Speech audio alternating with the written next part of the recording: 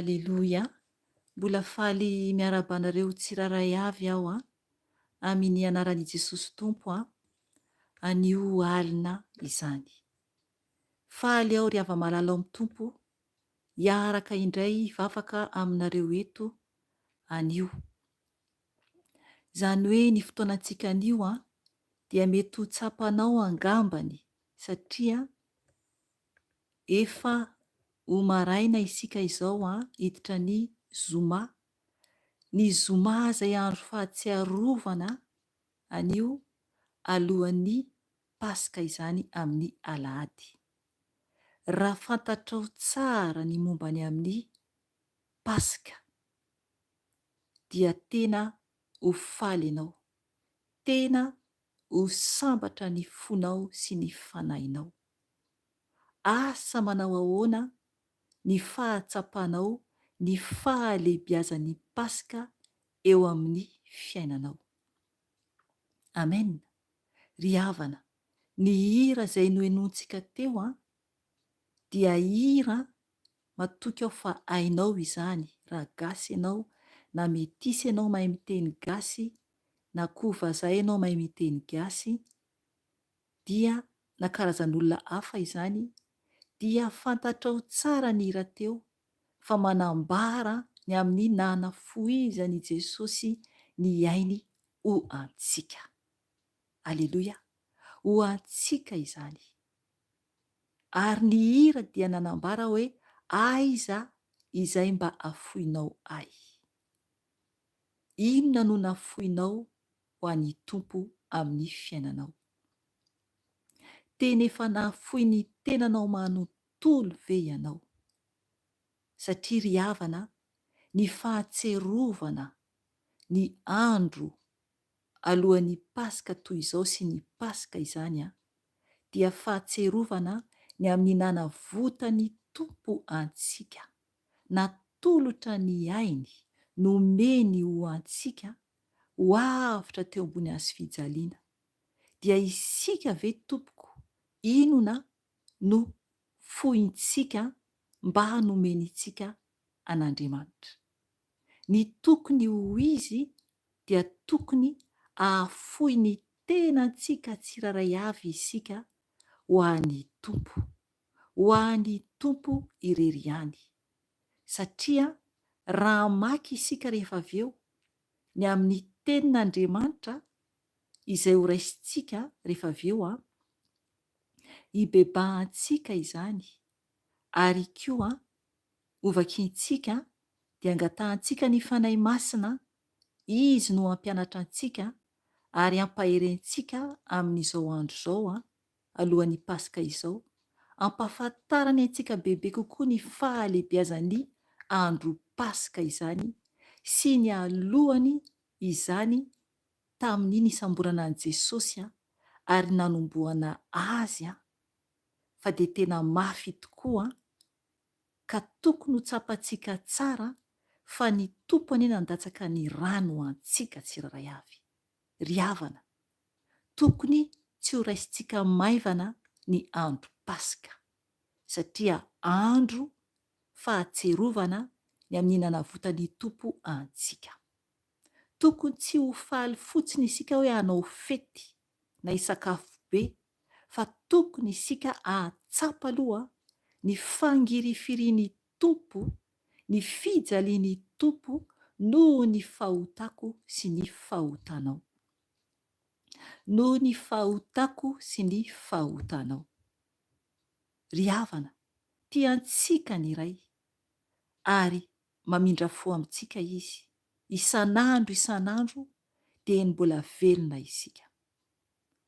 Andraiky ten'Andriamanitra isika momba ny amin'ny nitsarana an' Jesosy dia aorianan'izay tsika dia hibebaka isika.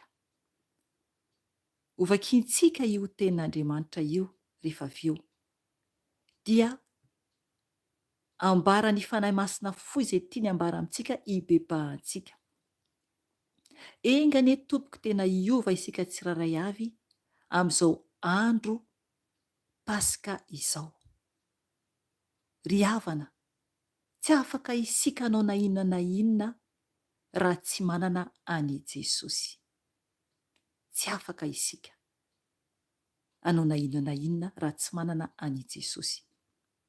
Ho raisintsika io ten'Andriamanitra io ao amin'ny bokin'ny Lioka, hovakintsika eo manomboka eo amin'ny toko 2:20 aloha no raisintsika dia ny 9:20 ka hatramin'ny 1:70 dia ho raisintsika ny toko 3:20 amin'ny bokin'ny Lioka ihany io dia hijanona isika hatramin'ny 2:20 aloha.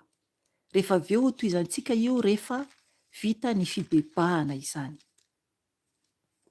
Hovakintsika zany ny tenin'Andriamanitra hitondrasantsika ny fibebahana alohantsika andraisantsika ny teny fampaherezana hiovantsika anatrehan' Jesosy satria mila isika miova.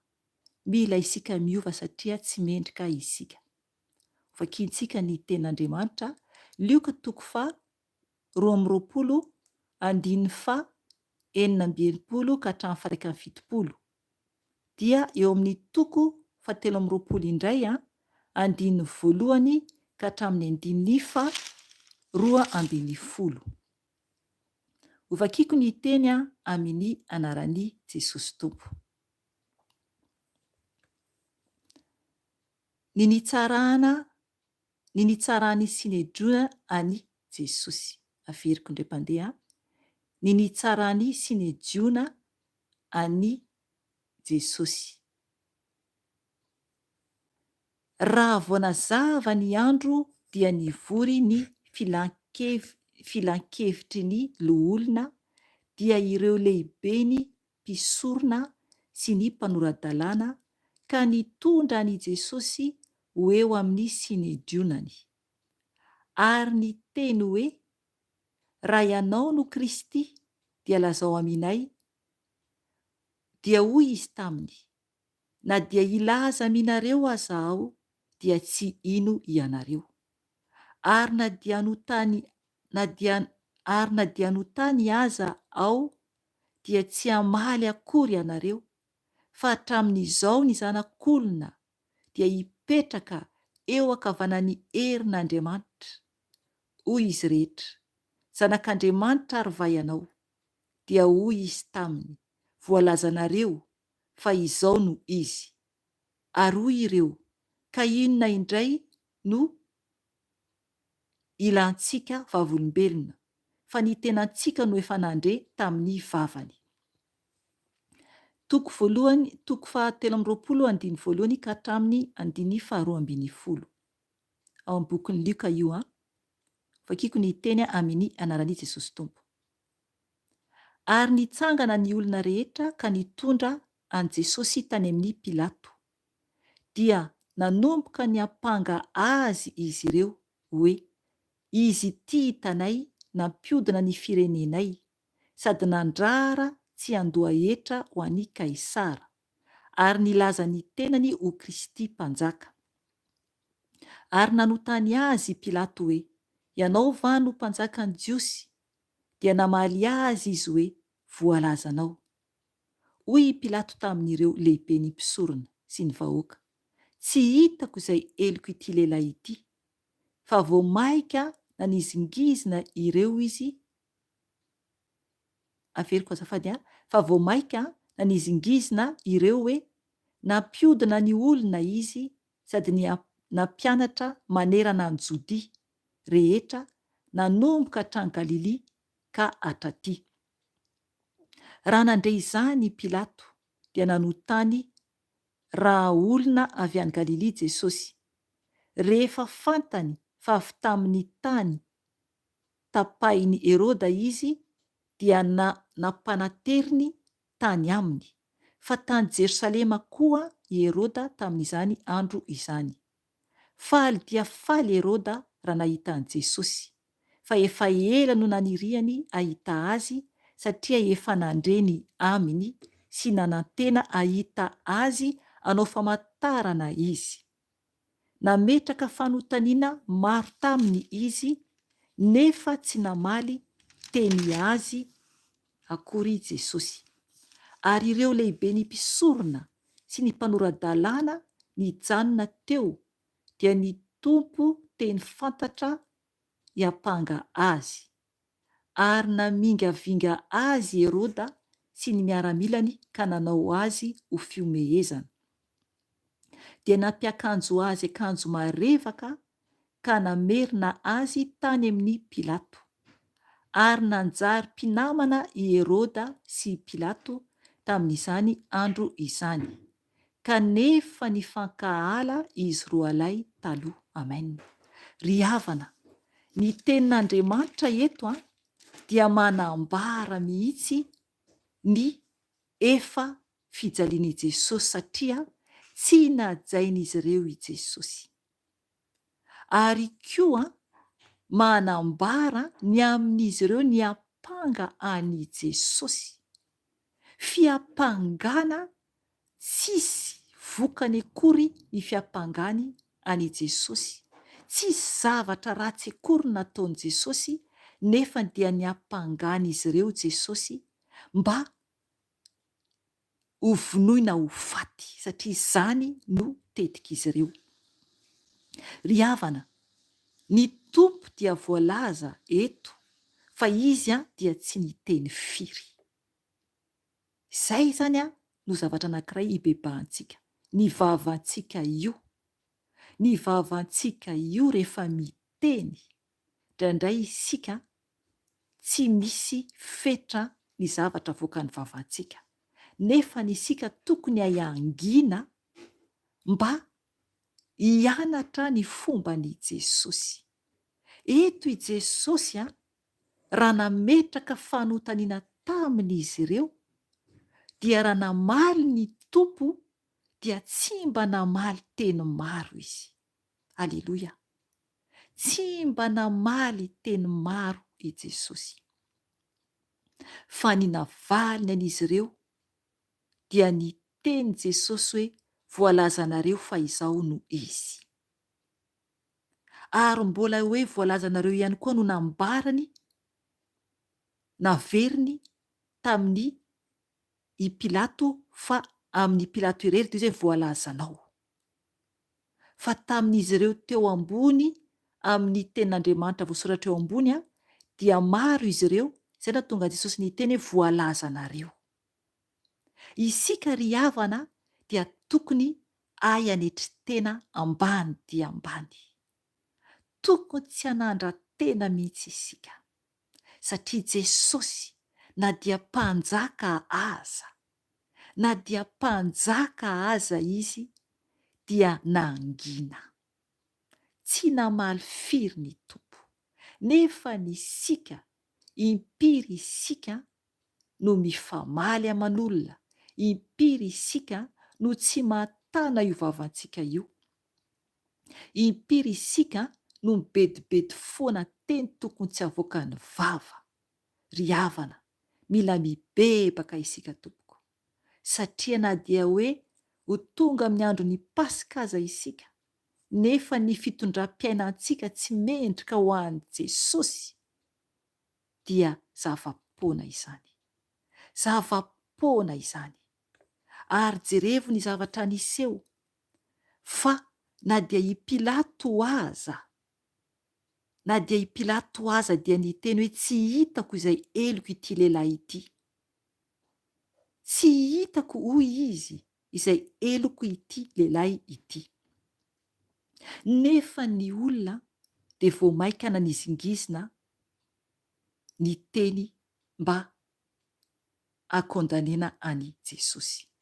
Ry havana, isika nefany raha vao misy olona manao remarika kely fotsiny, raha misy olona miteny kely fotsiny, dia efa tezitra takin'inona indraindray. Efa impiry isika no mifamaly aman'olona, impiry isika no tsy mba mahay manetry tena. Izay zany hibebahantsika rehefa avy eo. Hibebaka isika, tsy haiko ny fomba fiainanao, tsy haiko ny mombanao, ny tompo no mahitanao any misy anao amin'izao ora sy fotoana izao. Na oviana no enonao izao video izao, dia ny tompo eo anatrehanao, mahita izay rehetra ataontsika ny tompo n'aiza misy antsika. Tsy afaka hiafina isika, fa hita ny tompo miharihary ny zavatra rehetra. Ry havana, tiantsika ny tompo, mbola mamindra fo amintsika izy hatramin'izao. Azafady, mbola mamindra fo amintsika izy hatramin'izao, ka mila isika hibebaka aminy, anatona azy, satria izy dia nizaka ny mafy tokoa no ny fahotantsika, no ny tenantsika. Raha vakintsika ny eo amin'ny 9:110 dia manambara hoe aleo ataontsika kely, ampiakarintsika kely ambonimbony, vakintsika manomboka eo amin'ny 9:9. Hoy ny teny tompo ho vakiako amin'ny anarany. Raha nandre izany i Pilato dia nanontany raha olona avy any Galilia Jesosy. Rehefa fantany fa avy tamin'ny tany tapahany Heroda izy, dia nampanatery ny tany aminy, fa tany Jerosalema koa Herôda tamin'izany andro izany. Faly dia faly raha nahita an' Jesosy, faly dia faly Herôda raha nahita an' Jesosy, fa efa ela no naniriany ahita azy satria efa nandreny aminy sy nanantena ahita azy anao famantarana izy. Amen. Eto zany Herôda dia tena faly nahita an' Jesosy, faly dia faly satria toy ny olona maro te ahita fotsiny famantarana. Ry havana, mila mitandrina isika, mila mitandrina isika. Misy ny miazakazaka any fiangonana etseroa mba hitady mirakla, ahita famantarana, mitandrema fa be deaibe ny fandrika tompoko, mitandrema fa raha ianao irery no manatona ny tompo amin'ny fonao torotoro sy ny fanahinao mangorakoraka, dia ianao mihitsy no iona aminy, ianao ny ahita famantarana sy fahagagana. Amena. Tompoko, izay mihitsy no ny seho tamin'ny fiainako sy ny ankonako. Tsy mila isika miazakazaka etseroa, fa mila ianao manatona ny tompo tanteraka. Mila isika tonga dia manatona ny tompo, dia hita fahitana sy fahagagana isika rehefa tena manatona ny tompo, satria isika no tempoly rehefa ao amin'i Jesosy. Oka ianao hibebaka rehefa avy eo, raha ohatra anisan'ny olona tena mitady famantarana sy mitady mirakla partout, enjena daholo izao fiangonana rehetra izao, nefany vao milany vola, lany ny hery, ary zava-doza no misy eo ary amin'ny fiainanao. Mila mitandrina mafy isika tompoko, mila mitandrina mafy. Eto zany Herôda dia ny zavatra faniriny dia ahita zany fahagagana, ahita zany fahagagana, ahita famantarana zany no faniriny. Nametraka fantaniana maro tamin'izy, zany hoe nametraka fantaniana tamin'i Jesosy zany i Herôda, nefany tsy namaly teny azy akory Jesosy. Amen. Zay le izy, le fahendren'ny tompo, le fahendren'ny tompo. Tsy ny famonjena no tadiavin'ny Herôda, fa famantarana no tadiaviny. Dia ny tompo Jesosy tsy namaly azy akory, tsy namaly azy akory. Misy ny olona makany amin'ny dadarabe, makany amin'ny mpamosavy, makany amin'ny mpanompo sampy, mba hitady famantarana. Ry havana, afo beny no ovantaninao raha izany no katsahanao amin'ny fiainanao. Mitandrema tompoko, iazakazaka hitady an'izao profeta zao, hitady an'izao profetesy zao, hitady amin'ny mamandra anina, hitady amin'ny dadara anina. Ry havana, ianao ihany dia efa afaka manatona an' Jesosy anatin'ny fahamarinana sy ny fahamasinana, dia eona amin'ny tompo ianao, eona amin'ny tompo ianao. Matoa aho manao video sy mijoro vavolombelona ny amin'ny momba ahy sy ny ankonako, dia ny mba ahafahanao koa manatona ny tompo tahaka nanatonako any tompo. Mivavaka ho anao azoko atao tompoko, fa ny ampiseho famantarana hoe ahita mirakla ianao satria ny miaino ahy, dia tsy izany mihitsy akory no avovonjy ianao, fa mila ianao manatona an' Jesosy. Ianao dia ianao mihitsy manatona an' Jesosy. Amena. Dia eto zany Jesosy tsy namaly akory, tsy niteny akory izy tamin'ny Herôda, tsy namaly izy. 10. Ary ireo lehibe ny mpisorona sy ny mpanoradalàna nijanona teo, dia ny tompo teny fantatra hiampanga azy. Izany hoe dia ny hampanga an' Jesosy foana, anaratsy an' Jesosy, nefa Jesosy dia marina. 11. Ary namingavinga azy Herôda sy ny miaramilany ka nanao azy ho fimehezana, dia nampiakanjo azy akanjo marevaka ka namerina azy tany amin'ny Pilato. Zay le izy, rehefa tsy nahazo famantarana Herôda, dia inona nataony? Namingavinga any tompo izy. Ry havana, izao tsika dia efa zoma divaraina izao, zoma divaraina izao anio izao, ka efa tonga ny andro tahaka tamin'ny andro ny Jesosy ny andro nanomboana an' Jesosy. Ry havana, teto Herôda dia namingavinga any Jesosy, izy sy ireo miaramilany, ka nanao azy fiomehezana, dia nampiakanjo azy akanjo marevaka ka namerina azy tany amin'ny Pilato. Ry hava malala amin'ny Tompo, ahoana ny toe-panahinao eo anatrehan'ny Tompo? Nizaka ny mafy Jesosy, noho ianao, noho izaho. Ahoana ny fomba ny fanahinao amin'izao andro Paska izao? Amin'izao andro Paska izao, tena Paska ho an'ny Tompo ve? Sa Paska ho finanankanina be fotsy sy fanaovana fety? Mitandrema tompoko, fa tokony ho Paska foana ny fiainantsika isan'andro, sa hoe Paska amin'ny lahady dia iny ihany ny andehanana hivavaka, feno ny fiangonana hiboka fa hoe hivavaka hitadiny Tompo. Ry havana diso hevitra ianao, mibeba ianao rehefa avy eo, raha izany no tadiavinao homaninao amin'ny fiainanao, fa mbola tianao ny Tompo ary mbola miantso anao izy mba ho isan'andro na natonanao azy, fa tsy ny andro hoe Paska ihany. 12 dia hibebaka isika rehefa avy eo. Eno iraray isika dia hibebaka rehefa avy eo, afaka miomana ianao andohalika raha tsy afaka mandohalika moa ianao, dia oka ianao anatona ny Tompo amin'ny fonao voaomana tsara anatona azy, mibeba amin'ny teny izay azontsika zao. 12 Ary nanjary mpinamana i Herôda sy Pilato tamin'izany andro izany, kanefa nifankahala izy roalay taloha. Amen. Ry havana, olona nifankahala teo aloha. Nifankahala i Pilato sy Herôda teo aloha, dia lasa mpinamana noho ny faratsiam-panahy.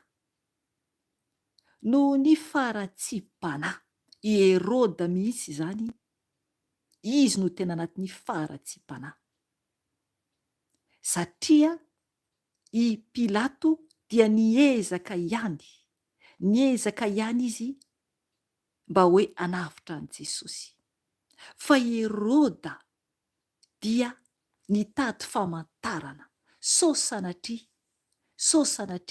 ka mitovy amin'ny Herôda ianao. Iza no mitovy aminao, amin'ireo olona anankiroa ireo, so sanatria ka anisan'ny olona manaiky any Tompo ihany ianao, nefany anisan'ny olona manondro an' Jesosy omboina teo ambony azy fijaliana. Ry havana, mila mitandrina isika, satria tena zava-poana ny fiainantsika. Eno iraray isika dia hibebaka alohany andraisantsika ny tenin'Andriamanitra rehefa avy eo, momba ny amin'ny nanameloana an' Jesosy ho faty, mba ho tsapanao, mba ho zava-dehibe amin'ny fiainanao izao andro Paska izao, fa tsy hoe koa ho fahazarana fotsiny ihany Tompoko, fa tsy ho fahazarana fotsiny ihany, fa engany tena ho zava-dehibe amin'ny fiainantsika. Hoenontsika ny hira ilay hoe ilay ora tao Getsemane. Raha ohatra ka ianao dia afaka manaraka ianao izany hira izany, matoky aho fa ainao izany hira izany Tompoko, dia andohalika hivavaka isika eo anatrehan'ny seza fiandrianan'ny Tompo, mba hatsapantsika tokoa fa ny Tompo anie, izy anie ka nanavitra antsika, izy anie no mpamonjy tsika, omany ny fanahinao, omany ny tenanao, mba hiaonanao amin'ny Tompo.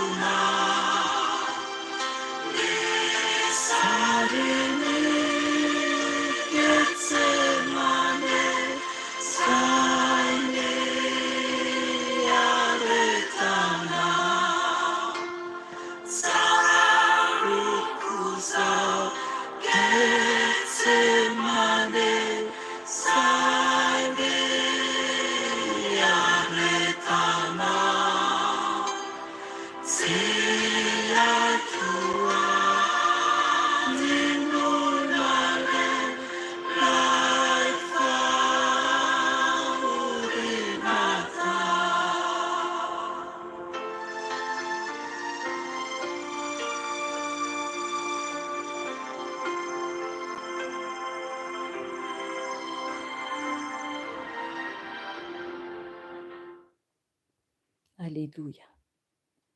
Vavaka isika tompoko eto eo amin'i Jesosy ny fiainanao, eto eo amin'i Jesosy ny mombanao manontolo, ry havana, fantatrao tsara fa mandalo isika ety, zava-pona ny momba antsika ety. Ao amin'ny tompo reriany no tokony ho fiainantsika, ao amin'ny reriany no tokony hiankinantsika. Oka ianao atsiaro ny Getsemane izay nijaliany Jesosy. Izy no Yesoa Amasia, izy ilay Andriamanitra velona sy mahery, izy ilay tonga tetỳ ambonin'ny tany, nitondra ny elokantsika. Izy ilay Andriamanitra nijaly, eny, ny rano nitete tao ambony hazo fijaliana. Eny, ireo mpianatra ny natory tao Getsemane, nefa ny tompo dia nijaly.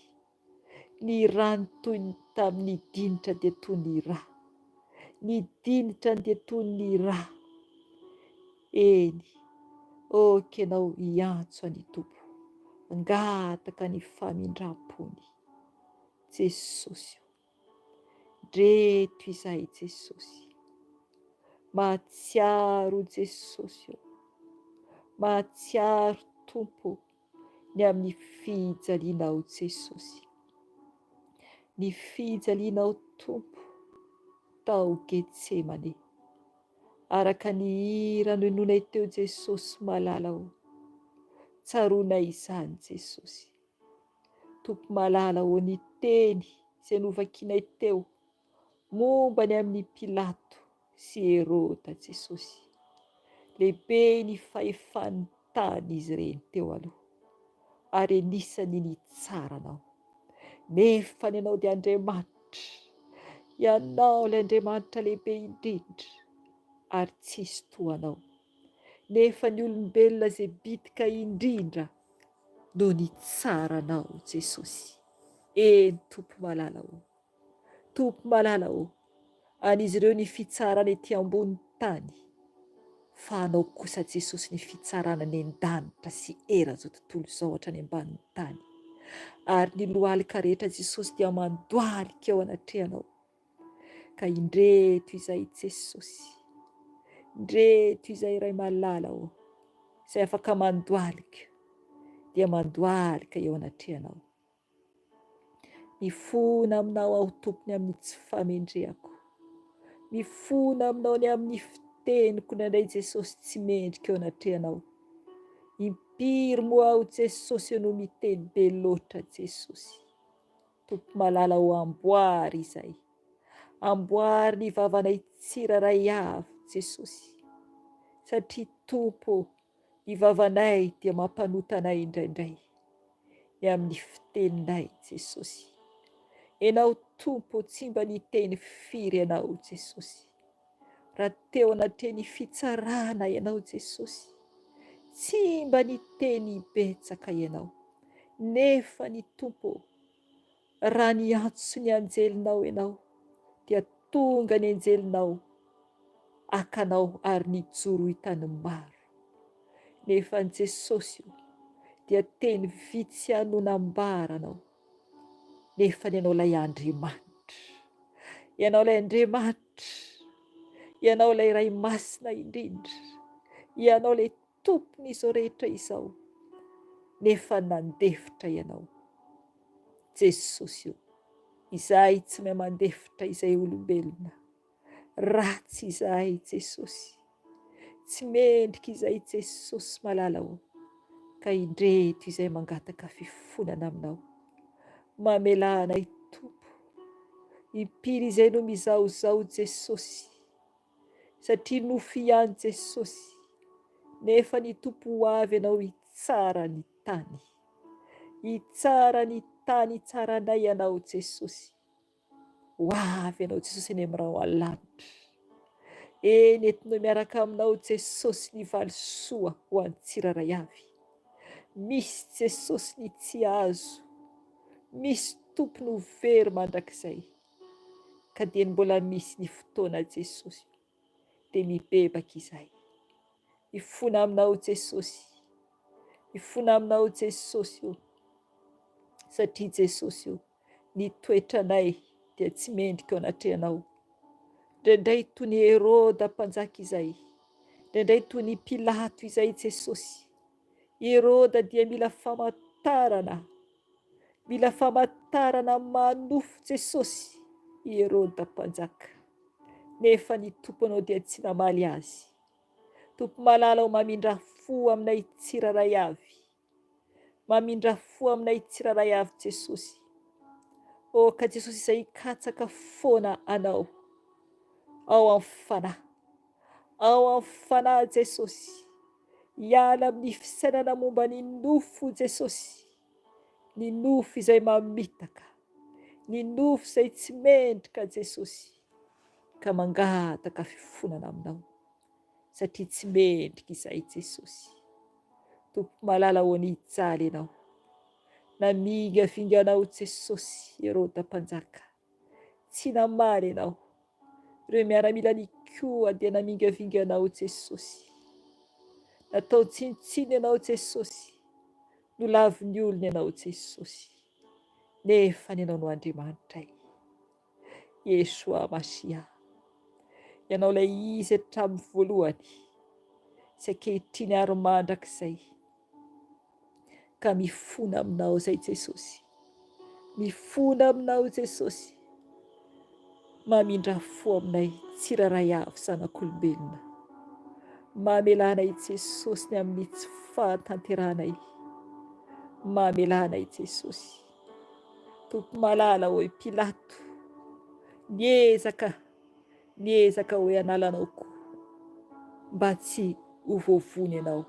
Nefa ny Jesosy io, no ny fatahorany olona Jesosy, no ny amin'ny plasiny dia navelany ianao Jesosy. Nomeny olona eny Jesosy, fa i Barabasy Jesosy io navelany Jesosy ho afaka, fa ianao kosa dia nombohina tambony hazo fijaliana. Jesosy io, ao Jesosy ireo mbola matahotra olona Jesosy. Tompo raha mibebaka aminao izy ireny ankehitriny, na iza Jesosy. Ka mangataka fonana aminao Jesosy io. Raha matahotra havana, matahotra ray aman-dreny, namenatr'olona Jesosy io, ka tsy masakory miantso ianaranao, ka mangataka fonana aminao izao raha sy fotoana izao dia mamindra fo aminy Jesosy, mamindra fo aminy Jesosy. Tompo malala o, okizay tompo tsy hijery olona intsony fa hibanjina anao, hibanjina ny azo fijalianao Jesosy. Tompo malala o, ny ranao ny tete eny noho ny fahotanay, noho ny tsy famendrenay Jesosy malala o. Zao Paska izao dia andro fandresena ho anay. Eny Tompo, ny kristiana rehetra mieritreritra fa andro fandresena ho an'ny rehetra Jesosy, nefa ny Tompo ho avy ianao hitsara Jesosy, hitsara Jesosy ny tany, ka ilainao ny fahamasinana tanteraka ary ny tena mankatoanao tanteraka. Jesosy malala o, misy ireo ampisakafo feno tafotafo anaty vilia nefa tsy manome ny mahantra Jesosy. Tompo anadinanao azy izany, amboary ny tsiraray avy Jesosy raha mibebaka aminao, raha mibebaka aminao. Eny tsy andro ny fety intsony izao, ny sakafo be mitobatobaka, fa andro ho anao, satria ho avy ianao Jesosy, ho avy ianao Jesosy. Fifaliana, fifaliana no iranay aminao, fiadanam-po ary fahasambarana. Jesosy malala o, ianao lehibe fity, ianao ilay masina sy mahery, ka mangataka aminao Jesosy. Sasao amin'ny ranao soa Jesosy izahay, sasao amin'ny ranao soa Jesosy ny momba anay manontolo, ny fisainanay Jesosy, ny masonay Jesosy, ny tananay, ny tongotray Jesosy, ny vavanay Jesosy be teny loatra. Diovy amin'ny ranao Jesosy, diovy amin'ny ranao Jesosy mba hadio. Mamela anay Tompo, satria tsy mendrika izahay, tsy mendrika izahay Jesosy, na dia antso ny anaranao aza, ka mamindra fo aminay Jesosy. Amboary izay Jesosy, ranao Jesosy no sotroanay, ranao rery any Tompo no manafaka anay sy manadio anay amin'ny tsy fahamarinana rehetra. Jesosy, sotroko ny ranao, sotronay ny ranao Jesosy, anadio anay, ny taovanay, ny tenanay manontolo mba ho mendrika eo anatrehanao.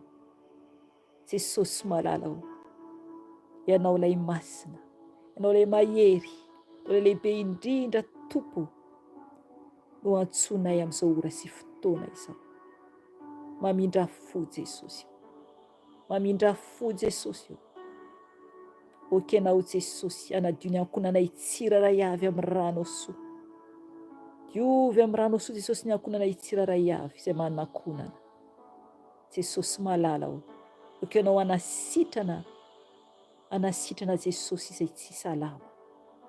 Okenao Tompo anasitrana Jesosy azy tsy salama Jesosy. Fanahy masino, milanao fatratra izay, milanao fatratra izay fanahy ny iray, feno ianao izay, tano izay fa tsy matananao, amboary izay, tario amin'ny lalan'ny fahamarinana izay mba tanteraky ny fahamasina. Amboary izay fanahy ny iray o, fa milanao izay, milanao izay fanahy masina, ampianary izay, amboary izay, diovy izay fanahy masina, mba ho mendrika ho anao. Eny, raha misy tsy mety anatinay dia okenao ny anafaka izany, okenao anadio anay, ka hitadalana anay amin'ny lalana marina rehetra. Misaotra anao fanahy masina, misaotra anao fanahy masina, feno ianao izay, feno ianao izay. Misaotra fanahy masina, misaotra Jesosy, namela ny fahotanay, namindra fo taminay ary nanadio anay indray. Misaotra Jesosy, misaotra ray malala ho. Amen. Alleluia. So tsika dia hiaino hira anankiray alohan'ny resantsika ny tenin'Andriamanitra, anoizantsika ny fotoana, ampaherezan'ny fanahy masina antsika amin'izao andro Paska izao. Tiantsika ny tompoko ka isika ahery mandrakariva ao aminy. Hiaino hira anankiray isika.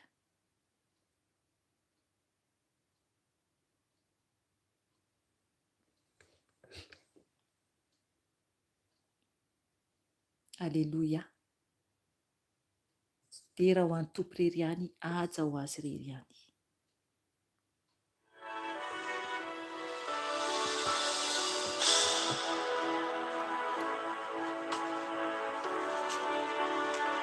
Ce n'est pas par la force ni la puissance,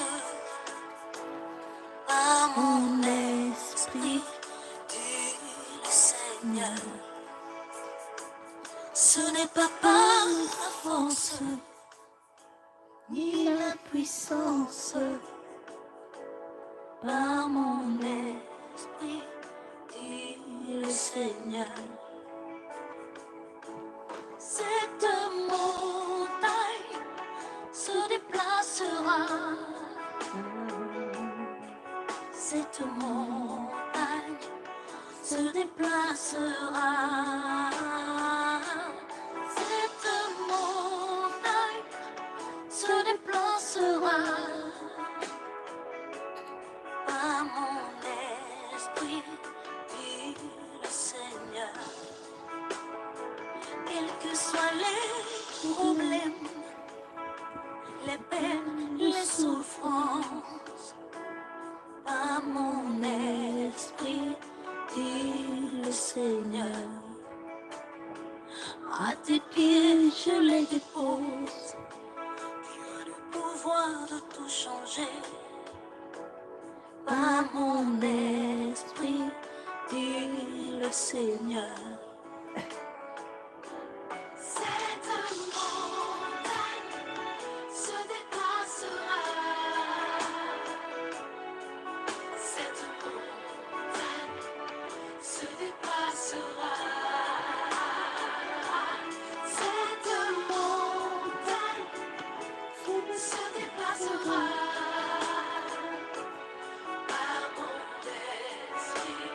Dis le Seigneur.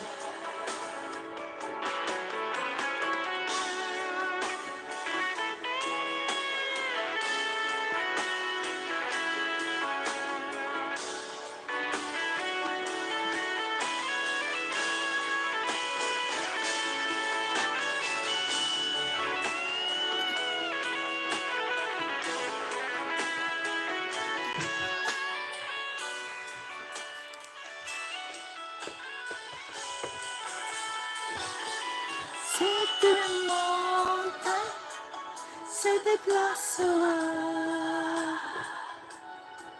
Cette montagne se déplacera. Cette montagne se déplacera.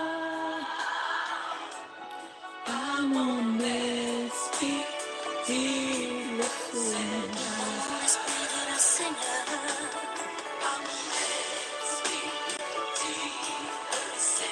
Cette souffrance se déplacera. Il est le seul qui peut tout changer.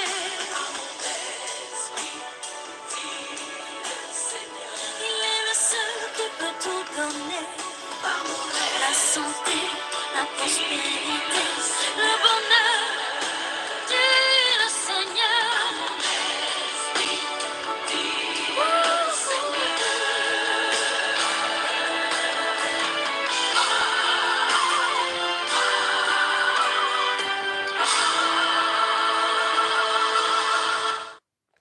Alleluia, alleluia. Saotra ny tompontsika ny amin'izany hira zany manambara fa isika dia tsy amin'ny forsantsika akory no avitantsika na inona na inona, fa avy amin'ny fanahy masina ihany, avy amin'ny alalan'ny fanahiny iray ihany, na inona izany dia ny fanan'Andriamanitra no ahafahantsika manao ny zavatra rehetra. Eny, na ny tendrombohitra ny olana fiainantsika aza, dia toy ny tendrombohitra dia ny fanahiny iray ihany no ahafahantsika mamindra sy manafaka an'izany, satria ny tompo no miasa amintsika. Ka tokony isika atoky an'Andriamanitra ary tena hifikitra tsara amin'i Jesosy, ary tena hijoro isika, satria raha tsy mijoro tsara isika dia zava-poana ihany ny amin'ny fiainantsika. Ry havana, ho raisintsika ny tenin'Andriamanitra, ho tohizantsika ny tenin'Andriamanitra izay vakiantsika teo. Ny teny izay vakiantsika teo dia momba ny amin'ny fitsarana nataony Pilato sy Herôda any Jesosy. Zao isika dia maky ny amin'ny nahanamelohana an Jesosy ho faty. Ry havana, noelohina ho faty Jesosy, kanefany zanak'Andriamanitra, tsy nisy ota, tsisy faharatsiana, dia nefa noelohina ho faty noho ny fahotantsika, noho isika, noho izao, noho ianao. Izany no nanamelohana any Jesosy. Dia tokony isika atsapa tsara fa zava-dehibe amin'ny fiainantsika ny namonjeny tompo antsika. Ho vakiantsika ny tenin'Andriamanitra hatramin'ny 4:50. Lava ny tenin'Andriamanitra satria vakiantsika hatramin'ny nahafatesan'i Jesosy, zany hoe ny 7:10 amin'ny Lioka 7:20 ka hatramin'ny 4:50 no ho vakiantsika. Dia tsy ho raisintsika tsy kelikely ny fanazavana azy, satria raha izany dia lasa lava be na adiny firintsika eto, fa izay anazavany fanahy masina azy no ho raisintsika izany. Ho vakiantsika ny teny, afaka manaraka ianao raha ohatra misy baiboly any aminao, tsara mihitsika tompoko manana baiboly, satria mba hampaherentsika ny tenin'Andriamanitra, satria raha tsisy baiboly isika dia tsy azo hery mihitsy amin'ny tenin'Andriamanitra. Ho vakiantsika ny tenin'Andriamanitra zany Lioka 7:20, 7:20 ka hatramin'ny 4:50. Ho vakiako ny teny amin'ny anaran'i Jesosy Tompo. Rehefa nasain'i Pilato noviriana ireo lehiben'ny mpisorona sy ireo manam-pahefana ary ny vahoaka, dia hoy izy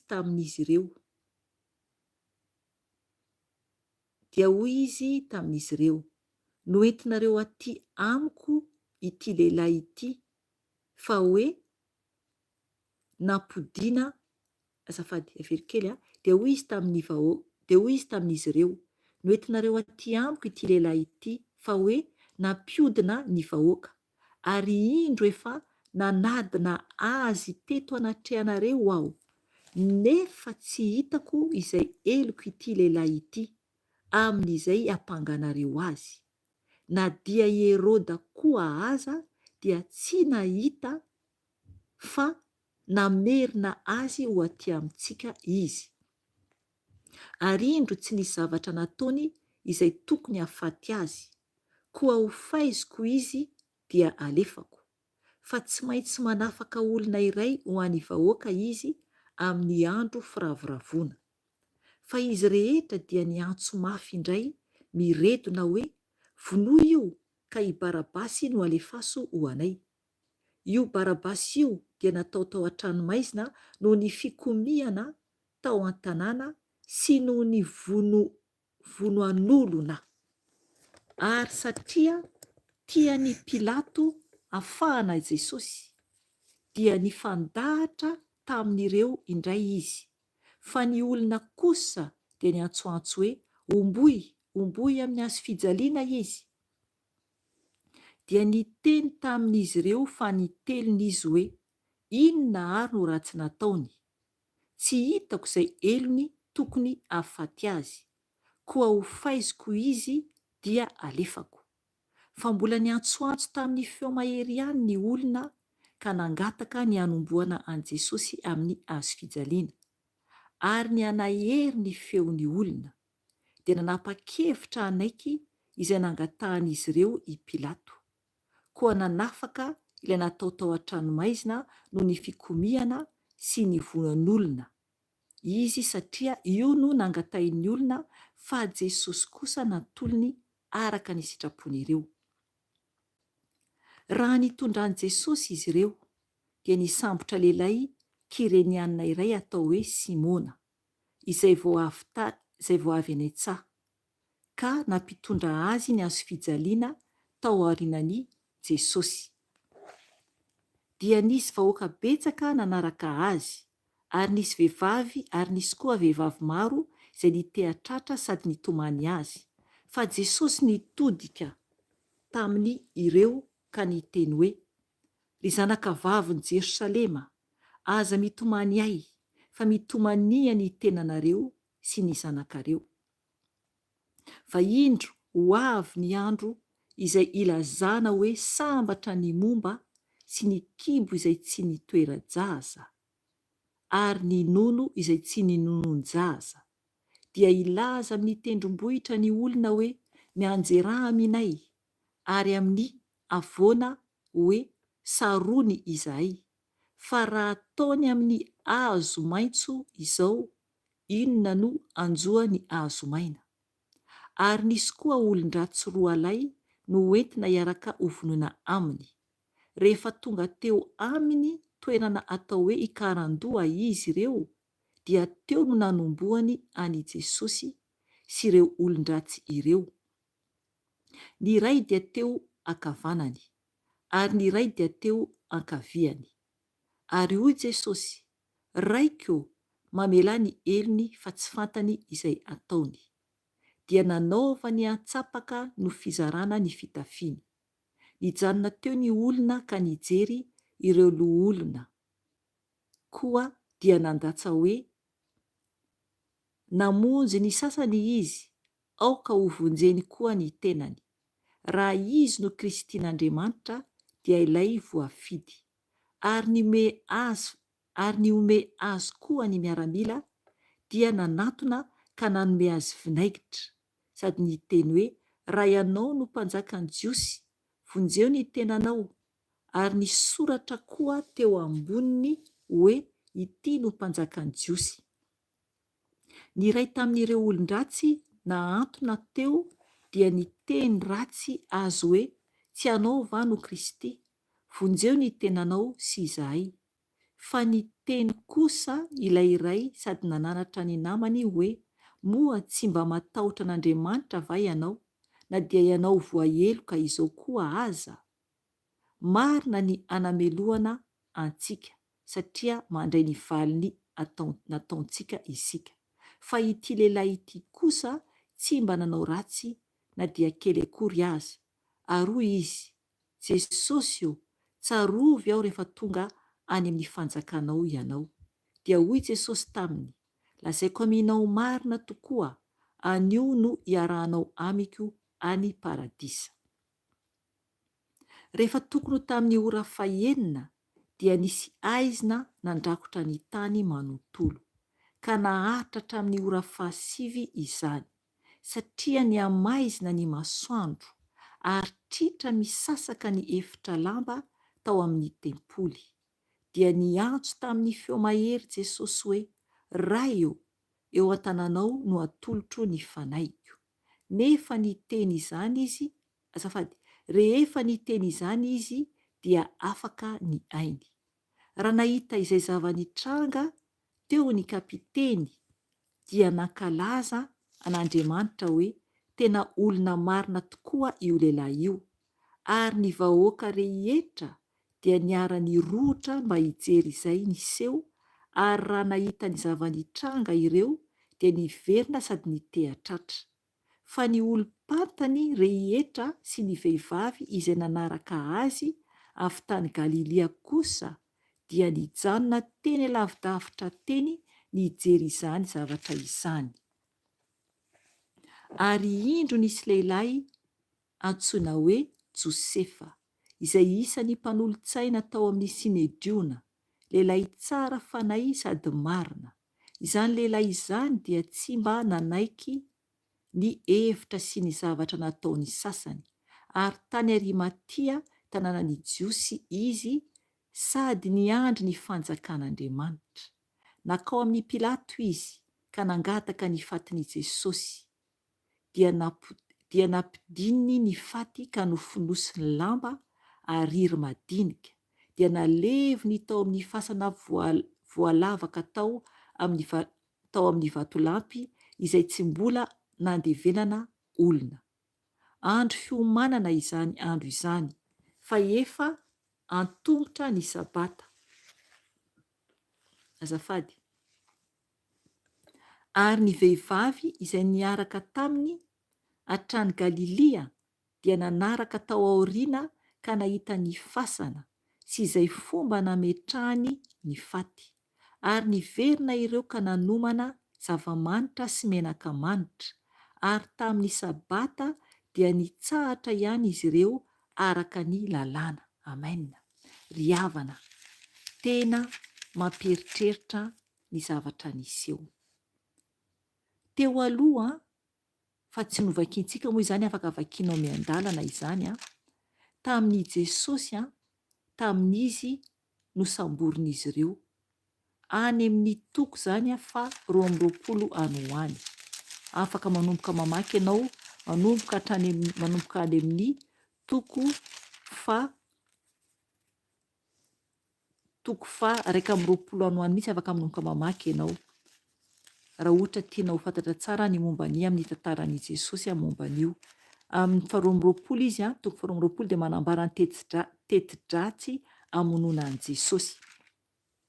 Eo ihany koa ny andiny fa amin'ny toko 12 zany dia manambara ihany koa anatin'io ny amin'ny Jesosy izay hoe zavatra nanjoana azy nataon'izy ireo, nataon'ireo miaramila sy ny faratsiam-panahin'ny olona tamin'i Jesosy nosamborin'izy ireo. Ry havana, tena mafy nazo an' Jesosy, nijaly Jesosy ary tena hoe nolatsaina, nororana, tena teny ratsy nefa ny zanak'Andriamanitra. Mafy nanjo azy.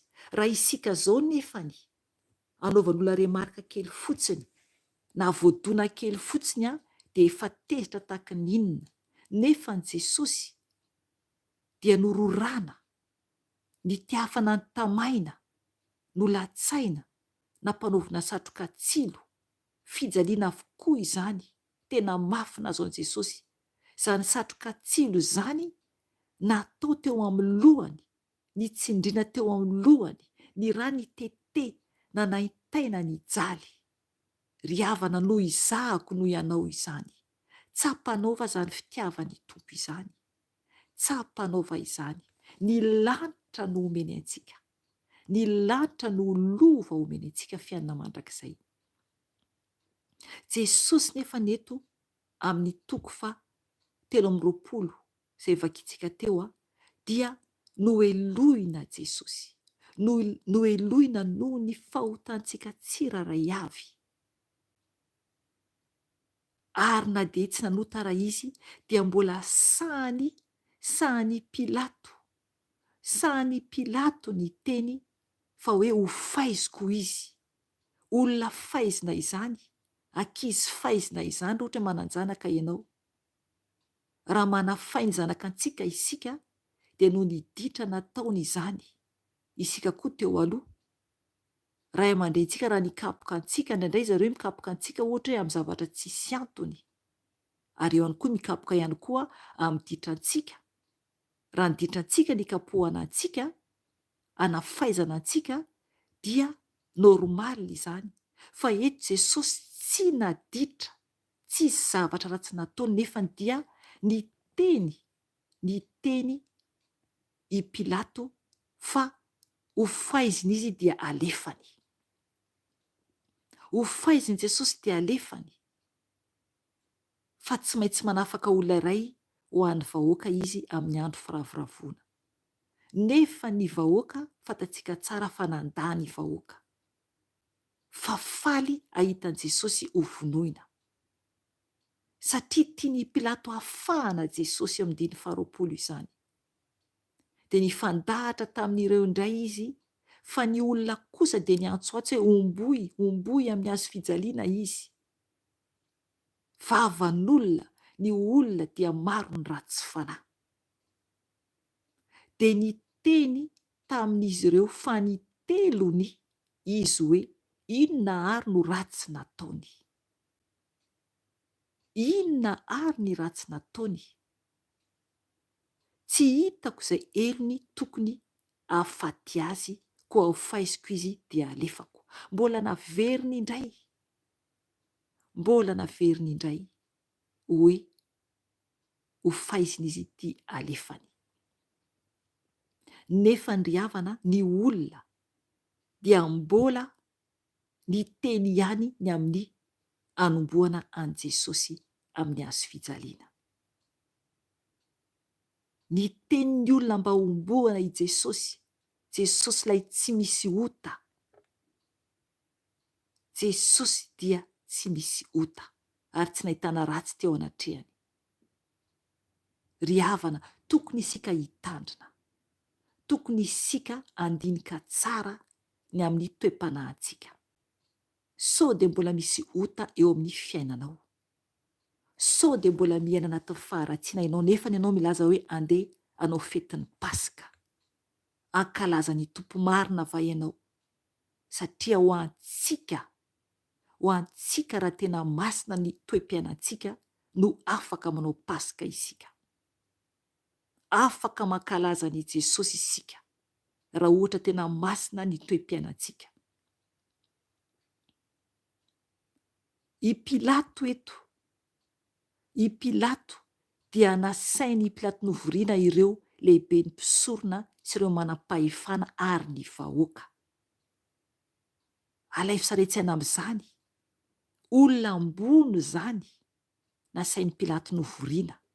Dia hoy izy tamin'izy ireo, noentinareo aty amiko ity lehilahy ity, fa hoe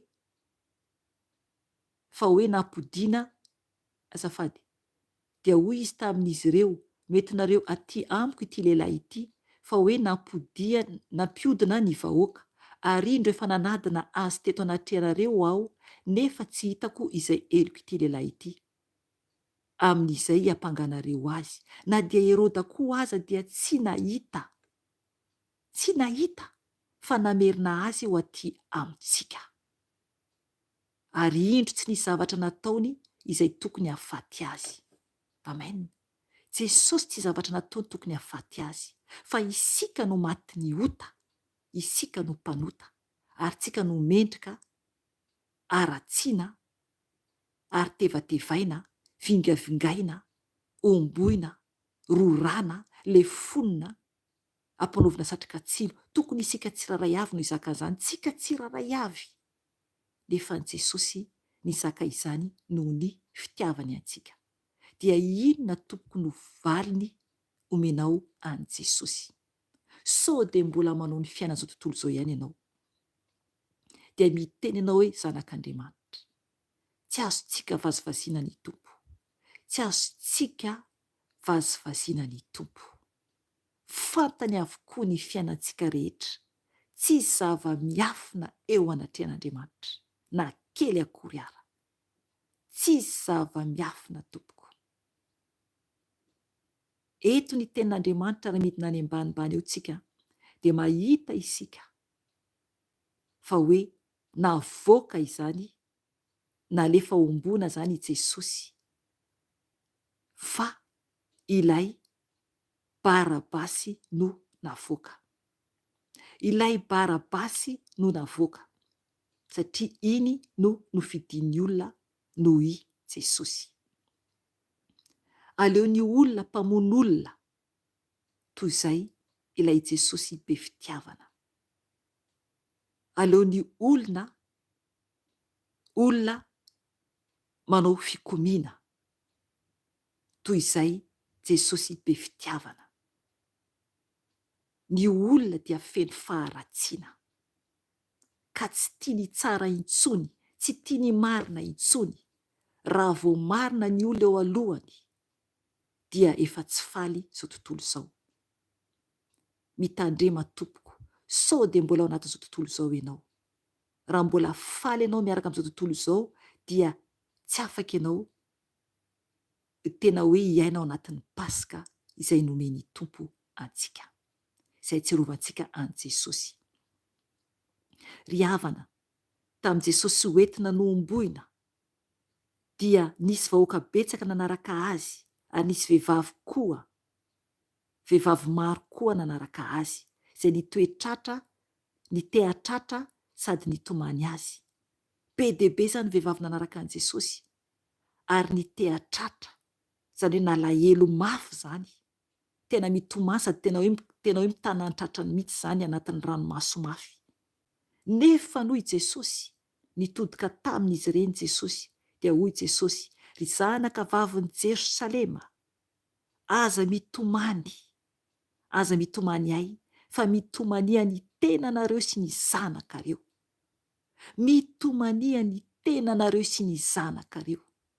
Ry havana, vita ny an Jesosy, vita ny an Jesosy ny famonjeny antsika, fa isika ve tena voavonjy marina?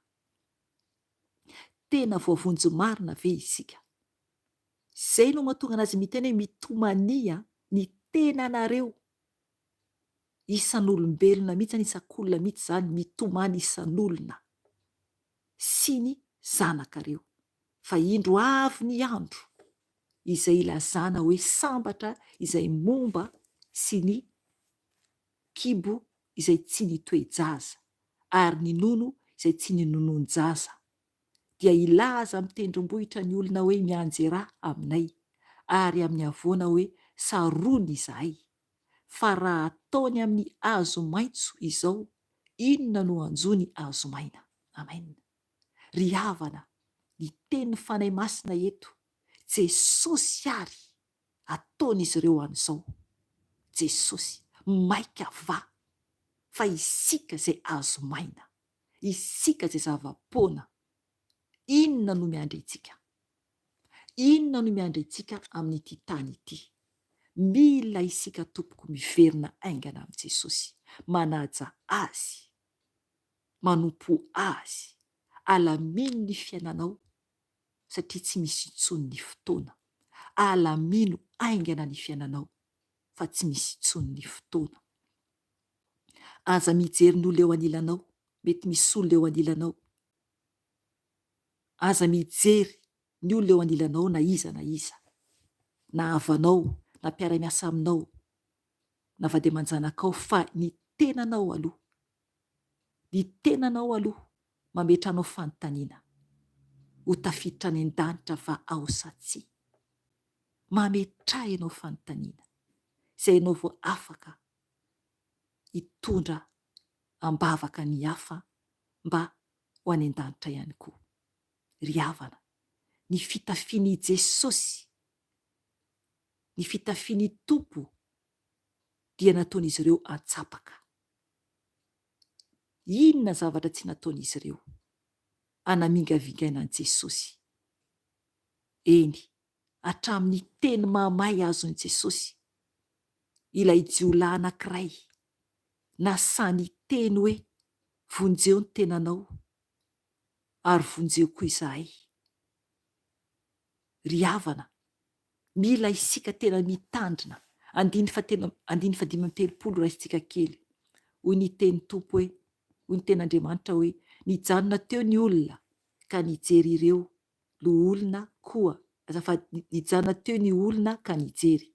Ireo olona koa dia nandatsa hoe, namonjy ny sasany izy, aoka ho vonjeny koa ny tenany. Raha izy no Kristin'Andriamanitra dia ilay voafidy.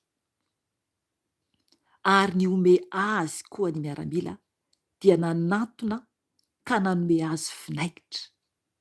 Sady ny teny hoe, raha ianao no mpanjakan'ny jiosy vonjeny tenanao, ry havana mafy izany, latsa vava mafy nahazony tompo.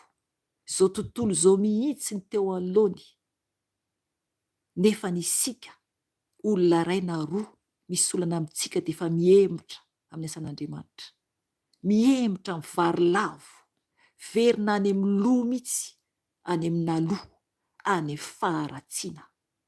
Tsy mety mivavaka intsony, ry havana mitandrema, fa i Satana dia miandry-kendry tohana, ary ny zavatra ataony dia hamono ny fanahintsika hoverany amin'ny elo. Izay ny tanjony, izany ny tanjony hangalatra fanahy, dia ny fanahintsika izany.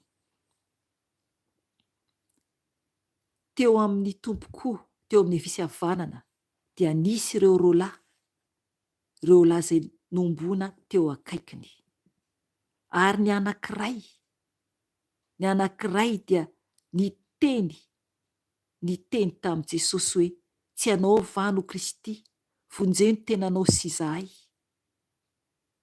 Fa niteny kosa ilay iray sady nananatra ny namany hoe, moa tsy mba matahotra an'Andriamanitra va ianao, na dia ianao voaheloka izao koa aza. Marina ny anamelohana antsika satria mandray ny valiny nataontsika isika. Fa ity lehilahy ity kosa tsy mba nanao ratsy, na dia kely akory aza. Ary hoy izy, Jesosy io, tsarovy aho rehefa tonga any amin'ny fanjakanao ianao. Dia hoy Jesosy taminy, lazaiko aminao marina, tokoa anio no iarahanao amiko amin'ny paradisa. Amen. Ry havana teto Jesosy tsy namaly iray anankiray ratsy fanahy, tsy namaly iray anankiray ratsy fanahy Jesosy fanangina, fa ilay anankiray nanetry tena, nahatsapa ny fahadisony, nahatsapa ny otany no novaliany Jesosy. Toy izany koa ianao anio, raha mahatsapa ianao anio, raha tena nibebaka marina ianao teo, na mbola hibebaka ianao rehefa avy eo, raha ohatra efa mitokana irery ianao, dia ianao ny tompo. Ny tompo tsy mihaino ny mpanota, manambara izany na tonga azy tsy nihainao ilay anankiray, tsy namaly akory izy an'ilay anankiray. Misy rindrina mihitsy manasaraka ny tompo, manasaraka ny iray Andriamanitra amin'ny mpanota. Efa voambara teto izany amin'ny video any, amin'ny fotoam-bavaka ihany koa. Andriamanitra tsy mihaino ny mpanota, fa mila isika zany miresaka amin'Andriamanitra, vonona hibebaka zay izy vao iainao antsika. Misy rindrina mihitsy manasaraka antsika amin'Andriamanitra raha manota isika, tahaka ilay jolay anankiray. Fa ilay anankiray fibebahana zany nataony, satria nahatsiaro izy, nahatsiaro fampanota izy, araka ny teniny hoe marina ny anamelohana antsika satria mandray ny valiny nataontsika isika. Marina hoy izy ny anamelohana antsika satria mandray ny valiny nataontsika isika. Isika zany tokotokony mahatsapa hoe mpanota, fa tokony tsy mizaozao foana, mila mibebaka isika. Ary ny tompo ny teny taminy fa anio ihany ho ny tompo, ny aranao amiko any paradisa. Ary misy koa version hafa hoe ny iaonanao amiko any paradisa. Aleloia. Ry havana, tonga dia manambara fa rehefa maty zany isika izay tena ao amin'ny tompo, tonga dia miaona amin'ny tompo. Tahaka ny Lazarosy ilay mpanan-karena, nalevona ilay mpanan-karena, fa i Lazarosy kosa teny tratra ny Abrahama. Aleloia, aleloia, aleloia. Tsara ny tompo. Tonga dia ny anjely no maka antsika ety ambonin'ny tany, raha tonga ny fotoana ahafatesantsika, raha mbola tsy tonga Jesosy. Fa raha kosa tsy izany, dia devoly no hakanao, manomboka mpijaly ianao, mandra-pahatonga any amin'ny hafobe. Ry havana, engany mba tsy ho tanteraka amin'ny ray amintsika izany, engany mba tsy ho tanteraka amintsika izany. Mijoro mafy hatrany, mibeba, aza mandany fotoana tsony amin'ny zava-poana amin'izao fiainana izao. aza tia izao tontolo izao fa afobe no vantaninao raha tia izao tontolo izao ianao. Afobe, afobe. Ny nahafatesan'i Jesosy dia rahantsika mahalala. Rahantsika mahalala fa maro zavatra niseho tamin'i Jesosy maty. Manambara ny teny fa hoe rehefa tokony ho tamin'ny ora fahenina dia nisy aizina nandrakotra ny tany. Nisy aizina nandrakotra ny tany manontolo ka naharitra hatramin'ny ora fahasivy izany.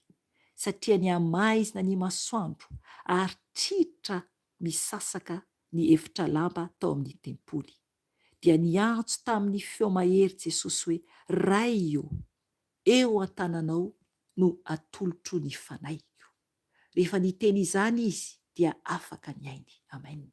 Ry havana, eo an-tanan'Andriamanitra, eo an-tanan'Andriamanitra, hoy Jesosy no atolotrany ny fanahiny. Isika koa ve afaka hiteny toy izany rehefa hiala ety isika?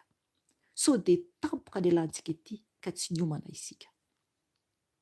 Izay no hoe tokony hivavaka foana, satria tsy fantatra ny andro na ny ora ialantsika tsiraray avy ety. Raha mbola manana fotoana hibebahana ianao dia hisaorana ny Tompo. Fa raha tsisy tsony ny fotoana hibebahana dia hisaorana ny Tompo foana, satria izy efa nanome fotoan'andro havelomantsika ahafahantsika mibebaka. Ry havana, miova dia mbola misy ny fotoana. Misy ny mieritreritra hoe rehefa any fara zay vao hibebaka. Mieritreritra sasany hoe mbola afaka mibebaka eo alohan'ny hafatesana. Mety tsisy akory ny fotoana ahafahanao mibebaka tompoko, fa tonga dia maty tampoka ianao. Mitandrema tompoko. Tsisy ntsony ny famonjena hafa. Tsisy ntsony rehefa very ny olona anankiray. Eo amin'ny 7:70 dia manambara ny teny hoe,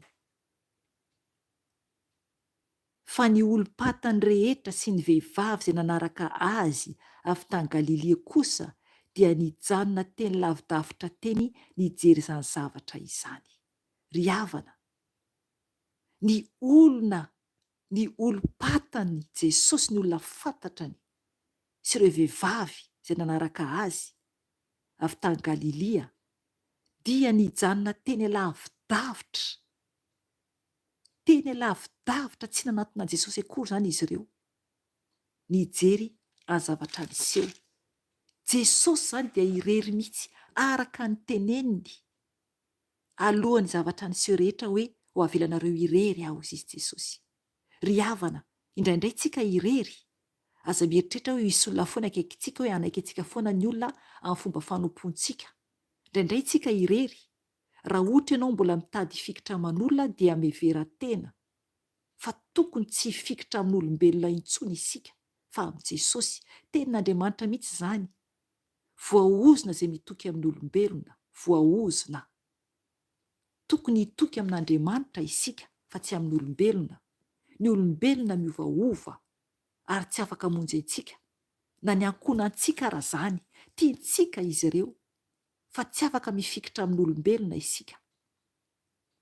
Raha tsisy ankonana ianao, izay olona fantatrao tianao indrindra, na ny olona namanao na iza na izy io, tsy azontsika mifikitra amin'olombelona tahaka antsika. Fa very ianao raha hifikitra amin'olona. Na hoe any am-piangonana fa ahitan'ny pasteur, ahitan'ny namako, ahitan'ny ravavy any am-piangonana, ahitan'ny ranadany am-piangonana, hoe rahalahy any am-piangonana. Ry havana, very ianao raha olona ny andehananao hivavaka. Manatona an'i Jesosy mibeba, fa tsy ho tafiditra lanitra ianao raha no fombafomba am-piangonana no hoe heverinao, raha fombafomba any am-piangonana no heverinao hoe havonjy ianao. Tsy ny prezensanao any am-piangonana akory hoe eo ianao no hoe havovonjy ianao ka ianao Andriamanitra. Ny Tompo mianao antsika bebe kokoa rehefa mangina isika anaty fahanginana, izany hoe isika rery ao amin'ny Tompo. Oka ianao hamaky ny Matthieu 9:9. Rehefa ianao irery vavaka manokana no tena eo ny tompo miainaonao, satria voalaza ny ten'Andriamanitra mihitsy izany. Ny tompo mihitsy miteny an'izany hoe ny irainao ao mangingina no hainonao ao amin'ny mangingina. Ao Matia 9. Mila zany isika tena hoe mahafantatra tsara hoe ny firesana amin'Andriamanitra ne ka tsy mila atao deradera, satria rehefa ho tonga ny fotoana any an-danitra, ho any an-danitra isika ka hijorana trehan Jesosy, iza no olona ho fikiritsika eo? Tsy ny olona mihitsy hoe no antsontsika hoe avira anina tenena amin'ny tompo, fa za tamin'ny fotoana iny araka taminao. Tsy atompoko. Tsy isy tsony ny olona azontsika ho tazoma hiaraka amintsika rehefa miala ety isika. Rehefa tonga ny fotoana hitsaran'Andriamanitra antsika, isika irery no eo anatrehan'ny fitsarana. Isika irery. Tsy isy olona azontsika ho raisina eo na hoe ho taomina hiaraka amintsika. Raha manambady ianao,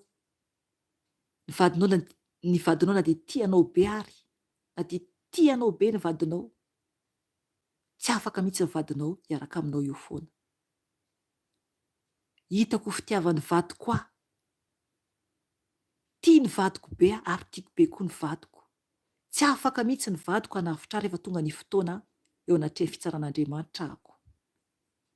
Ary za koa tsy afaka koa hanavitra azy rehefa tonga ny fotoana eo anatrehan'ny fitsaran'Andriamanitra izy. Na ireo zanako ara, ianao koa toy izany.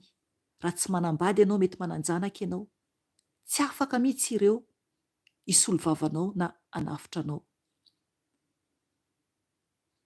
Ireo koa ohatr'izany, na ianao koa ohatr'izany.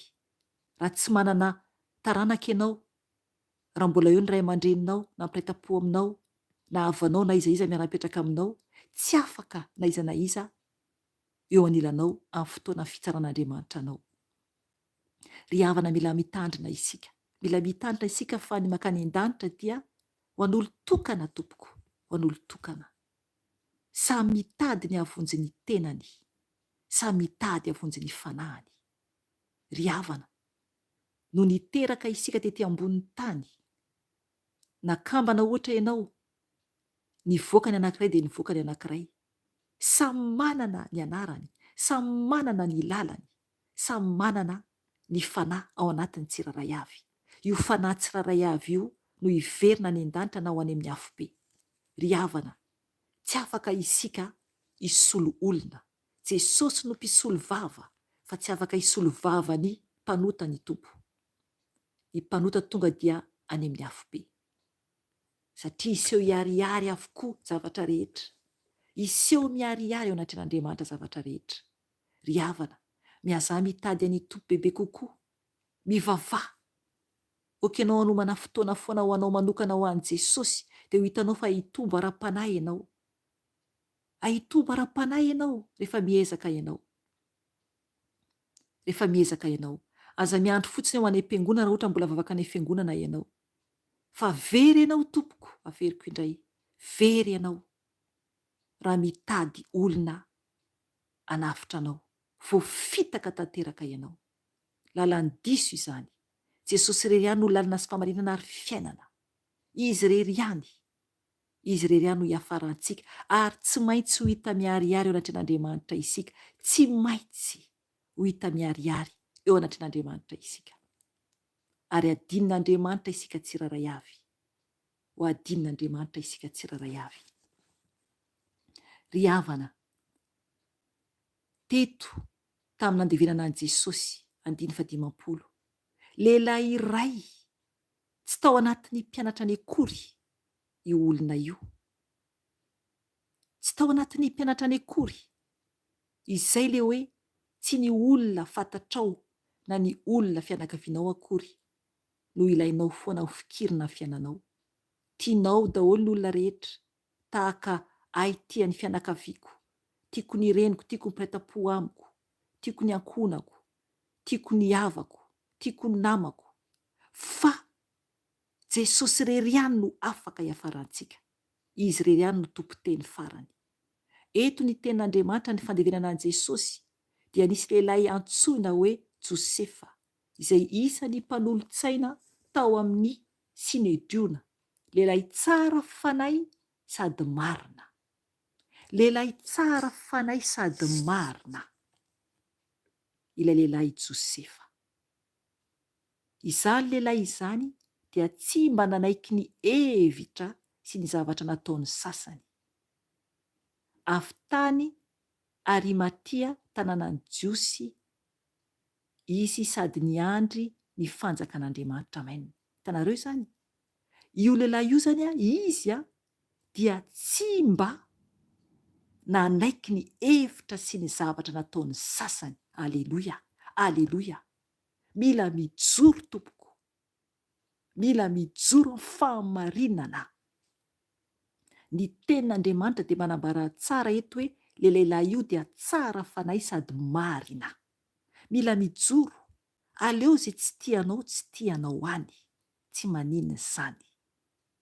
Rehefa tsy mety miova ny olona mandeha amin'ny fiainana zao tontolo izao dia avelao, mivavaka ho azy sisa ny ataonao, fa aza manara ny fanahinao, aza manara ny fanahinao any amin'ny elo, aza manaraka ny fanao zao tontolo izao. Mazava tsara ny tenin'Andriamanitra any amin'ny Jaona voalohany. Aza manaraka ny fanao zao tontolo izao. Ry havana, mila mitandrina isika tompoko, mila mitandrina mafy. Io lehilahy tsara fanahy Josefa io no nakao amin'ny Pilato ka nangataka ny fatin'i Jesosy. Aleloia. Izy izay olona tsy fantatra izy ireo akory no tonga nangataka ny fatin'i Jesosy. Tsy Jakoba aralahany, tsy Maria, tsy Magdalena, tsy Petera, tsy ireo mpianatra hafa, fa ity Josefa ity no tonga nangataka ny fatin'i Jesosy. Izany hoe tsy niandro olona izy, tsy nitady olona hafa izy ho entiny miaraka aminy, fa nijoro izy satria mazava ny ten'Andriamanitra hoe satria niandry ny fanjakan'Andriamanitra izy. Amen. Niandry ny fanjakan'Andriamanitra izy. Niandry ny fanjakan'Andriamanitra va ianao amin'izao ora sy fotoana izao? Miandry ny fanjakan'Andriamanitra va ianao tompoko? Oka hijoro tsara isika tompoko fa ho avy Jesosy. Izy, io lehilahy Josefa io, izy no nangataka ny fatin'i Jesosy. Dia nampidininy ny faty ka nofonosy ny lamba ariry madinika. Jerevy ny fikarakarany azy, no karakarain'i Jesosy. Ka nofonosy ny lamba ariry madinika. Dia naleviny tao amin'ny fasana voalavaka tao amin'ny vatolampy, izay tsy mbola nandevenana olona. Ry havana, tsara izany. Tsara izany. Tsy nangataka olona mihitsy izy fa nataony izay tsapany fa marina teo anatin'Andriamanitra. Dia noho ny avy eo ny toy ny ten'Andriamanitra andiny fa 4:50 hoe andro fiomanana izany andro izany fa efa tombotra ny sabata. Amen. Andro fiomanana izany fa efa atombotra ny sabata. Ry havana, tahaka ny andro anio izany, tahaka ny andro anio izany. Efa ho atombotra ny sabata. Ny andro nahafatesany Jesosy dia andro zoma toy izao no fambara azy. Efa ho atombotra ny sabata. Ny sabata dia rapitso. Rapitso ny sabata. Ry havana, tsapanao va ny fitiavan'ny Tompo anao? Tsapanao va ny fitantanan'ny Tompo ny fiainantsika tsiraray avy? Tiantsika anie ny Tompo. Ary mieritreritra izay asoantsika foana izy. Mieritreritra izay asoantsika foana izy. Ny toy ny ten'Andriamanitra no avy eo 5:50 ka hatramin'ny 6:50. Farany dia manambara hoe, ary ny vehivavy izay niaraka taminy hatrany Galilia dia nanaraka tao aoriana ka nahita ny fasana sy izay fomba nametrahany ny faty. Ary niverina ireo ka nanomana zava-manitra sy menaka manitra ary tamin'ny sabata dia nitsahatra ihany izy ireo araka ny lalàna. Amen. Ry havana, manambara izany fa ireo vehivavy izany, ireo vehivavy araka ny tenin'Andriamanitra eto, izay nanaraka an' Jesosy izany avy tany Galilia, ireo vehivavy nanaraka azy hatrany Galilia izany, dia nanaraka tao aorianan'ilay rangahy nitondra ny fatin' Jesosy. Alay fisarain-tsaina anie izany tompoko hoe nanaraka avy tao aoriana an'ilay lehilahy nitondra ny fatin' Jesosy, izany hoe ilay rangahy atao hoe Josefa. Ary ny mampagaga dia ilay Josefa dia mitovy amin'ny anarany vadiny Maria, izay nitaiza any Jesosy, satria tsy rainy ara-nofo, satria Jesosy teraka avy amin'ny fanahy masina. Mitovy anarana amin'ilay vadiny Maria nitaiza any Jesosy. Ry havana, ireo vehivavy dia nanaraka avy tao aoriana, nanaraka tao aoriana ka nahita ny fasana sy izay fomba nametrahany ny faty. Nojeren'izy ireo tsara zany, hitan'izy ireo mihitsy zany nametrahana ny fatin'i Jesosy. Aiza zany ireo lehilahy rehetra? Aiza izy ireo? Ireo mpianatra. Ry havana, aza miandrina iza na iza, ataovy ny asa manatona ny Jesosy, mibeba, mijoroa manatona ny Tompo, fa tiantsika ny Tompo. 4:4 farany. Ary niverina ireo ka nanomana zava-manitra sy menaka manitra, ary tamin'ny sabata dia nitsahatra ihany izy ireo araka ny lalàna. Ry havana, niverina ireo vehivavy nanomana zava-manitra, izay fomba fataon'izy ireo izany. Ry havana, anosorana ny faty, izay izany no fanomanan'izy ireo, izay le menaka manitra. Ary tamin'ny sabata dia nitsahatra ihany izy ireo araka ny lalàna. Ry havana, ahoana ny toe-panahinao amin'izao raha sy fotoana izao? Ahoana ny toe-panahinao tiantsika ny Tompo? Mamy isika. Ry havana, oka isika hatsiaro an' Jesosy, lay maty noho ny fahotantsika, maty noho ny tsy famindrehantsika. Miverena amin'i Jesosy, miverena amin'ny Tompo, satria tiantsika ny Tompo. Ry havana, oka isika hijery bebe kokoa ny lanitra, oka isika andinika ny toe-panahintsika. Mendrika an' Jesosy ve isika, mendrika ny Tompo ve isika, ka ho tafiditra ny an-danitra rehefa tonga ny fotoana. Ry havana, ho avy Jesosy, ho avy Jesosy izay ankalazantsika amin'ny Paska izao. Ho avy izy eny amin'ny rahoalanitra, ho avy eny amin'ny rahoalanitra. Raha mbola tsy maty isika, ho tafiakatra va isika. Ry havana, oka hijery ny zavatra tsy hita maso isika, oka hijery ny tsy hita isika, fa ny hita dia vetivety foana, fa ny tsy hita dia maritra mandrakizay. Ry havana, mahereza Tompoko, mahereza Tompoko, fa tiantsika ny Tompo. Hivavaka isika maranantsika ny fotoana. Jesosy, sotranao Jesosy, ny amin'ny fitiavanao Jesosy. Ianao no Andriamanitra anay Jesosy. ho avy ianao Jesosy, akanay Jesosy eny amin'ny rao alanitra, hisokatra ny lanitra Jesosy tahaka izany ira izany.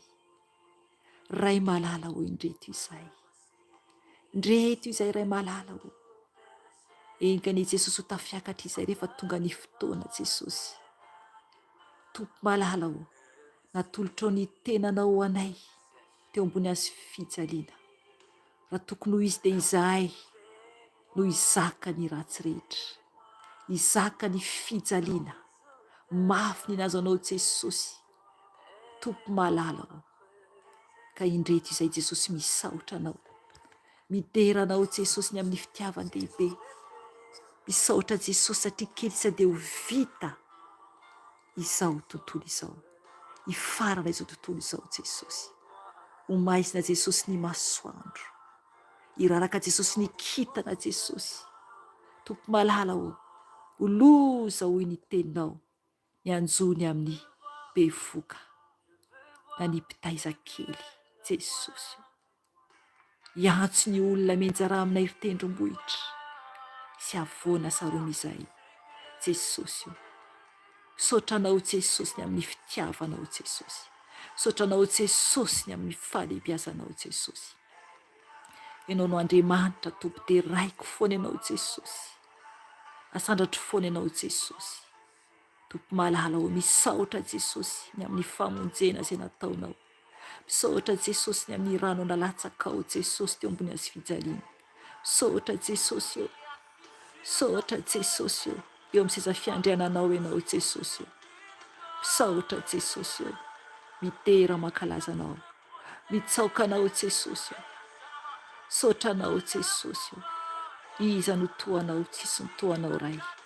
Ianao rery no Andriamanitra, nangina ianao tsy niteny firy ianao Jesosy, fa kehitriny kosa dia ho avy ianao hitsara ny tany. Ireo izay nitsaranao, izay nandefina anao Jesosy, dia iseho anatrehanao, ahita ny falehibeazanao Jesosy. Ka sandratray ianao Alfa Omega, asandratray ianao Jesosy. Tera ho anao Jesosy, Yeshua Masia.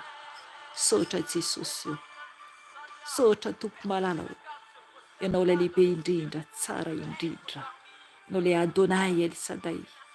Saotra Jesosy, ianao ilay naresy ny fasana, ianao ilay nitsangana Jesosy. Ianao Jesosy no tompo ny tompo sy mpanjaka ny mpanjaka Jesosy. Tsisy toanao Jesosy, mankalaza anao Jesosy, manaja anao Jesosy. Saint-Esprit de Dieu vivant, miteranao Jesosy, miteranao Jesosy. Ora bosa sarabababosha, kerobina narabababosha, esebata narabababosha. Saotra Jesosy, saotra Jesosy. Tera ho anao ray, tera ho anao ray, tera ho anao ray au siècle du siècle. Misaotra tompony amin'izao fotoana izao, okenao hikarakara ny olonao tsiraray avy. Zanakao iratany Jesosy, tany fa tsy mahatananao, tany fa tsy mahatananao Jesosy, zanakao tsiraray avy. Vangio Jesosy, foazy Jesosy amin'ny torimasom-panahy izay mbola matory, torimasom-panahy. Saotranao ray, tera ho anao rery any, hatramin'ny taloha indrindra izay ankehitriny mandrakizay doria. Rakofony ranao Jesosy, rakofony ranao Jesosy izao tontolo izao, zanakao iratany Jesosy. Arove izay Jesosy. Gloire à toi Père au siècle des siècles. Merci Jésus. Saotra Jesosy. Merci Yeshua Masia. Merci Yeshua Masia. Gloire à Dieu. Voninahitra ho anao ray malala, voninahitra ho anao ray malala, hatramin'ny taloha indrindra izay ankehitriny mandrakizay doria. Alléluia. Amen. Amen, amen, amen. Alléluia, alléluia ho an'i Jesosy. Zay raha tompoko fotoanantsika anio dia mametraka veloma aminareo indray aho dia manaraka indray raha mbola tsy tonga Jesosy. Veloma tompo dia samy mahery daholo mahereza daholo dia samy tratry ny Paska antsika rehetra. Paska fandresena ho an'i Jesosy, fandresentsika eo amin'ny tompo koa, ka aoka itsika hanao Paska ampifaliana tena madio am-po ary tena mendrika ho an'i Jesosy tokoa ny paska ho ataontsika amin'ny fahamasinana sy ny fahamarinana. Aleloia, veloma tompoko. Amen.